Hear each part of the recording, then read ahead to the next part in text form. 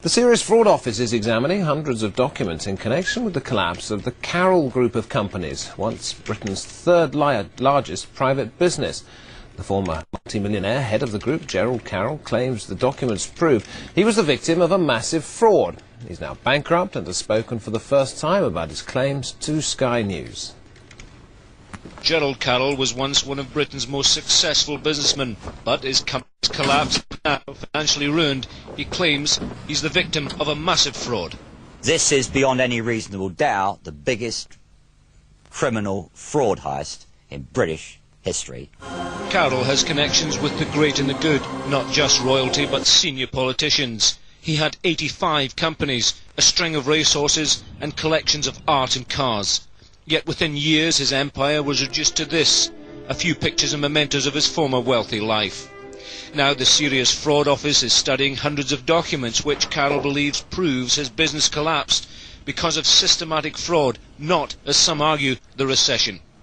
After a disastrous shopping mall venture over the A1 in Hertfordshire, the Carroll Group embarked on a major restructuring, much of which Carroll says he knew nothing about. He says dummy companies were set up and others had their names swapped. For example, Ely Property became Winskirk, whilst Winskirk became Ely Property. I thought I had a grip of what was going on. Clearly, what was going on was not actually what was being presented to me.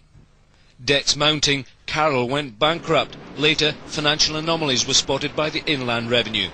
Carroll is demanding a police investigation and has high-level support. There are enough indications, even to a fairly uneducated eye, that things were odd and, money disappeared and companies changed names and so on.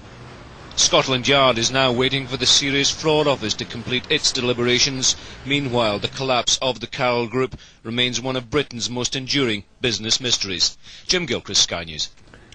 And the full version of Gerald Carroll's story can be seen on Saturday. We're showing it twice on Sky News, 1:30 and 8:30. It's called Riches to Ruin, presented by Sky News political editor Adam Bolton.